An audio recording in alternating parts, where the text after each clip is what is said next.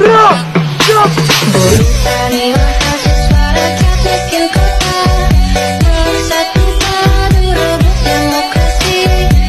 Gagapun kita dalam satu suara demi tugas suci yang mulia. Assalamualaikum warahmatullahi wabarakatuh. Saya Muhammad Freddy Pradana dari Institut Studi Islam Fahmina, semester 4 Fakultas Tarbiyah Prodi PAI, ingin sedikit menjelaskan tentang sejarah pendidikan Islam dan juga pendidikan di masa Khulafaur Rasyidin yang diampu atau yang ditugaskan oleh dosen kami yang bernama Pak Sukma Hadi, MK Sejarah Pendidikan Islam. Pertama yaitu apa itu sejarah pendidikan Islam?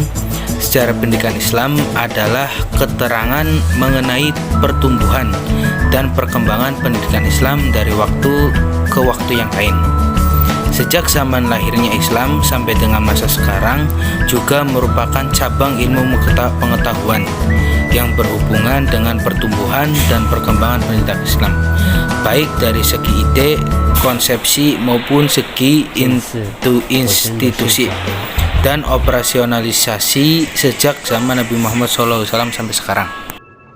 Yang kedua yaitu pendidikan Islam di masa Rasulullah SAW. Pendidikan Islam di masa Rasulullah SAW itu dibagi menjadi dua. Ada pendidikan Islam di kota Mekah dan ada pendidikan Islam di kota Madinah.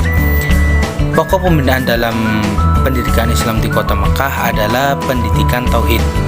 Untuk beratnya adalah menanamkan nilai-nilai tauhid ke dalam jiwa setiap individu muslim agar jiwa mereka terpancar sinar tauhid dan tercermin dalam perbuatan dan tingkah laku dalam kehidupan sehari-hari. Salah satunya yaitu yang pertama pendidikan keagamaan, yang kedua pendidikan akliyah dan ilmiah, yang ketiga pendidikan akhlak dan budi pekerti, dan yang keempat pendidikan jasmani atau kesehatan. Yang kedua yaitu pendidikan di kota Madinah, pendidikan Islam di kota Madinah. Pendidikan Islam di kota Madinah ini dapat dikatakan sebagai pendidikan sosial dan politik yang merupakan kelanjutan dari pendidikan tauhid, yaitu pembinaan di bidang pendidikan sosial dan politik agar dijiwai oleh ajaran Islam dan merupakan cerminan dari sinar tauhid tersebut. Ajaran itu meliputi yang pertama, mengikis habis sisa-sisa permusuhan dan pertentangan antar suku, menganjurkan kepada kaum muhajirin untuk berusaha dan bekerja sesuai dengan kemampuan. Yang ketiga, melaksanakan syariat zakat dan puasa. Dan yang terakhir yaitu disyariatkannya media komunikasi berdasarkan wahyu, yaitu pendidikan Islam di masa Khulafaur Rasyidin. Pada masa Khulafaur Rasyidin atau lebih tepatnya pada waktu Abu Bakar As-Siddiq, pola pendidikan itu seperti pada masa Nabi, baik dari segi materi maupun lembaga pendidikannya, dari segi akhlak, ibadah, kesehatan dan lain sebagainya. Menurut Ahmad Syalabi, lembaga untuk belajar membaca nulis ini disebut sebagai kutab. Kutab merupakan lembaga pendidikan yang dipunduk setelah masjid.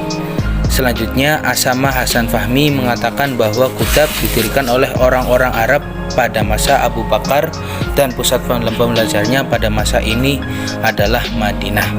Sedangkan yang bertindak sebagai tenaga pendidik adalah para sahabat Rasulullah terdekat. Dan yang kedua yaitu lembaga pendidikan Islam masjid. Masjid dijadikan sebagai benteng pertahanan rohani, tempat pertemuan dan lembaga pendidikan Islam, sebagai tempat sholat berjamaah, membaca Al-Quran dan lain sebagainya. Itu yang bisa saya sampaikan, kurang lebihnya mohon maaf. Saya Muhammad Freddy Pradana. Assalamualaikum warahmatullahi wabarakatuh.